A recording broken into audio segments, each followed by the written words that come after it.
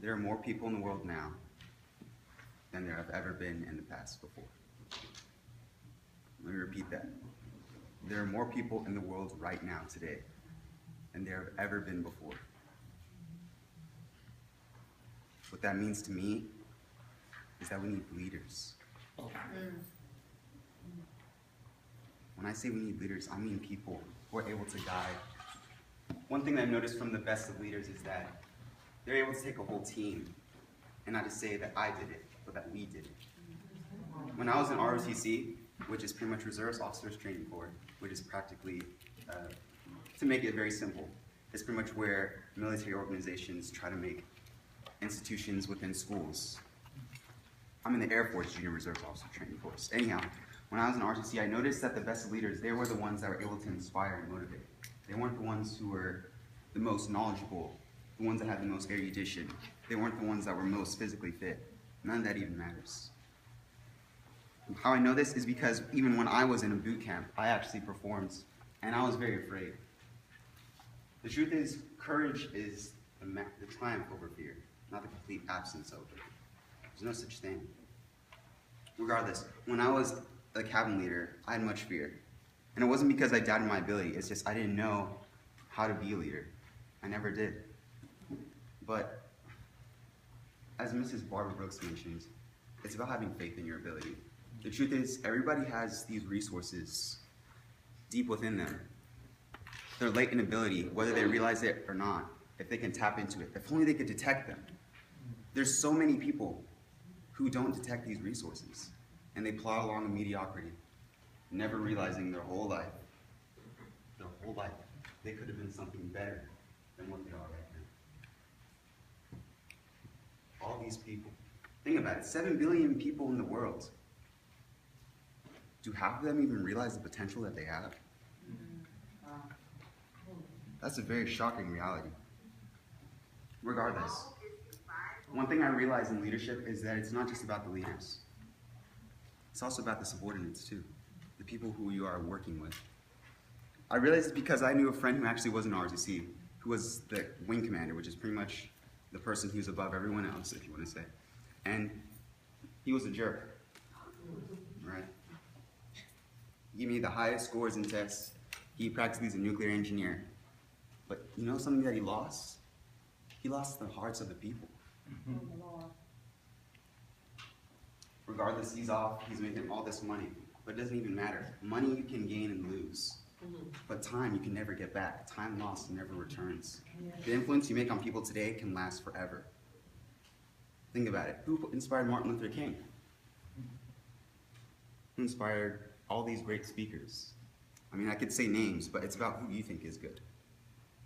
Pretty much the point of this is that your influence can last forever. It can be longer than you think it is. It can extend past yourself. And that's how you revolutionize yourself and others. When you help others, you're also helping yourself. Yes. Yeah. As a leader, I learned that. I learned that when I help others, I learned something new myself. Even in ROTC, when I was the leader, it wasn't just about leading these people and saying, okay, you're going to do this and we're going to do that. It was through learning about other people too. It was to learn what their strengths were, what their weaknesses, brilliance, to be able to see past what normal people see. You have to see what everyone's good at. Everyone has one good thing about them. The way I look at it, everyone has one good story. Every single person here could tell me one good story about them, and I will remember it forever. Right? But the truth is, when I was going back to saying that people get lost, they don't find, they just keep going over and over in life, plodding along in mediocrity. The truth is, the greatest desert in the world is not the Sahara Desert. It's a person's mind. Get lost in there. Fear, worry, anxiety, and timidity. I mentioned this in another speech, that fear, there's not too much reason to fear. The truth is, you're better off when you're trying. Trying to be better automatically makes you better. Okay? It's as simple as that. Public speaking. When I was young, I would never imagine myself doing what I am right now. An impromptu speech. This is impromptu speaking. I would have never gotten here had I not tried. If I had not ventured on. Everything requires risk. Even the most secure monetary investments have great risk. Okay? Even the most secure investments you make in life have risk. And people lose a lot. Everyone struggles. Right?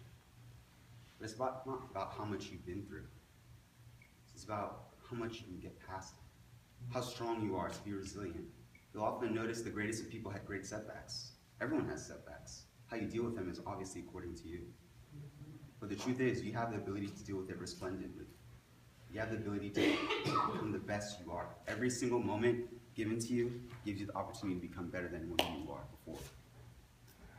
Let me repeat that. Every single moment you have gives you the opportunity to become better than who you are. With that, I just want to conclude with one message. If you don't take anything from this speech so far, take at least this one thing. Right?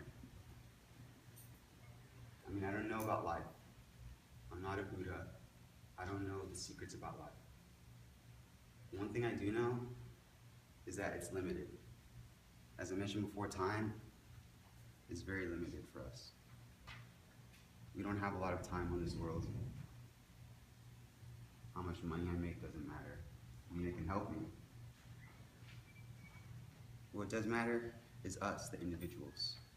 And if you're able to influence someone, you're literally able to change the world, even if it's one single person. That one single person, whether it be your child, whether it be your husband, whether it be just some random person on the street, one single person. That's all it takes to change the whole entire world, and even your own life yourself. So main thing I'm trying to say, be the best that you can. Always look at the brilliance of new things.